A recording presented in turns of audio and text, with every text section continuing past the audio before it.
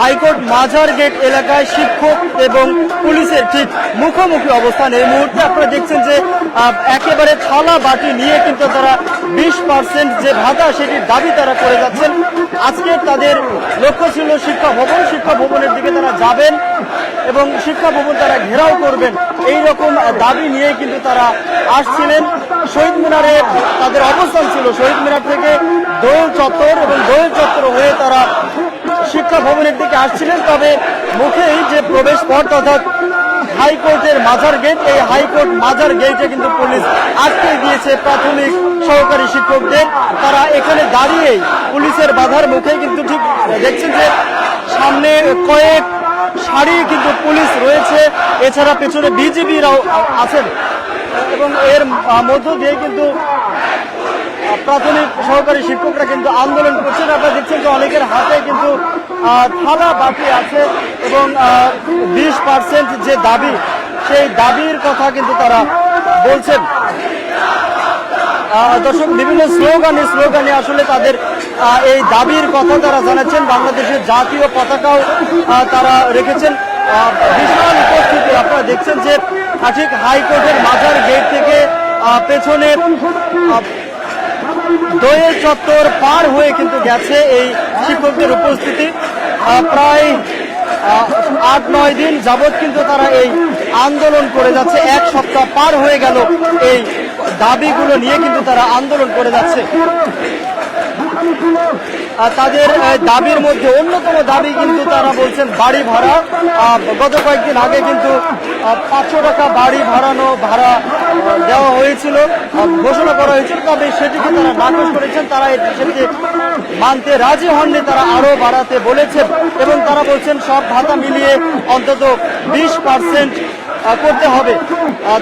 সব মিলিয়ে তারা 3টি দাবির কথা বলছেন বেসরকারি এমপিওভুক্ত শিক্ষা প্রতিষ্ঠানের শিক্ষকরা।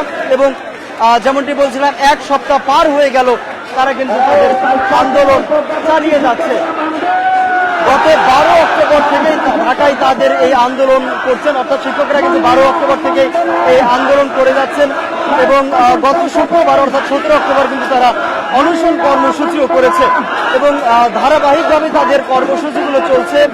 এবং গতকাল কিন্তু তারা একটি পতাকা মিছিল করেছেন এবং এই আন্দোলনগুলোর মধ্য দিয়ে কিন্তু তারা তাদের দাবির কথা জানাচ্ছেন। শুধুমাত্র ঢাকাতেই তারা আন্দোলন করছেন না, এর পাশাপাশি কিন্তু সারা দেশের শিক্ষা প্রতিষ্ঠানগুলোতেও তারা কর্মবিরতি রেখেছে।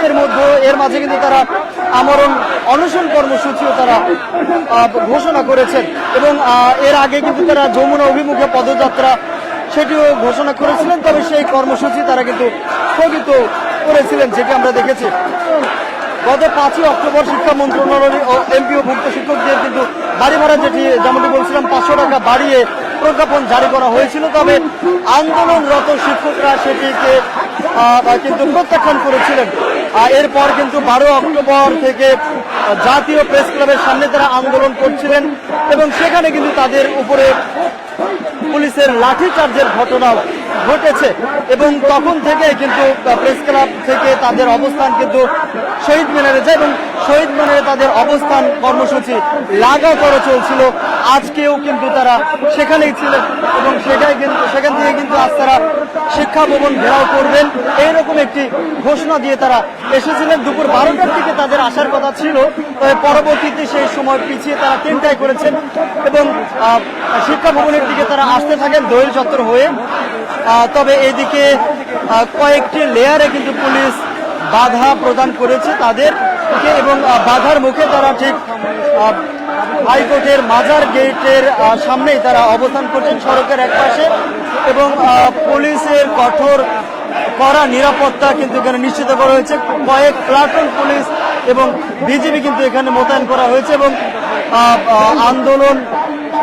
আন্দোলনরত শিক্ষকরা যেন শিক্ষা ভবনের দিকে না যেতে পারেন, এই কারণে কিন্তু পুলিশের যেসব প্রযুক্তি রয়েছে, যেসব উপকরণ বিষয়াদি রয়েছে, সেগুলোর কিন্তু পুলিশ প্রস্তুত করে রেখেছে এবং ঠিক দেখছেন যে মুখোমুখি অবস্থানে কিন্তু পুলিশ এবং আন্দোলনকারীরা, বিশেষ করে তারা 20% যে দাবি সেটির কথা তারা বলছেন। দর্শক এছাড়াও কিন্তু সারা দেশে যেমনটি বলছিলাম 30,000 এমপিওভুক্ত স্কুল কলেজ এবং মাদ্রাসা এছাড়া কারিগরি শিক্ষা প্রতিষ্ঠানে কিন্তু টানা কর্মবিরতি গত কয়েকদিন যাবৎ চলছে এবং গত 13 অক্টোবর কিন্তু এই অনির্দিষ্টকালের জন্য এই কর্মসূচি তারা ঘোষণা করেছেন। এখন তাদের অবস্থান যারা আন্দোলনরত শিক্ষকরা ঢাকায় যারা আছেন, যারা একেবারে আন্দোলন করছেন, তারা কিন্তু এখন তাদের অবস্থান একেবারে শিক্ষা ভবনের দিকে তারা আসছিলেন। এই মুহূর্তে তারা হাইকোর্টের মাজার গেটের সামনে অবস্থান করছেন, তাদের দাবির কথা তারা বলে যাচ্ছেন।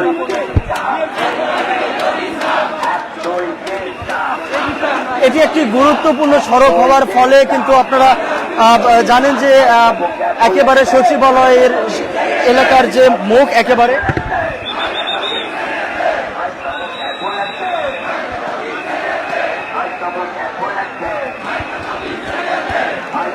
গুরুত্বপূর্ণ সড়ক হওয়ায় কিন্তু এখানে বেশ যানজটের একটি বিষয় আছে।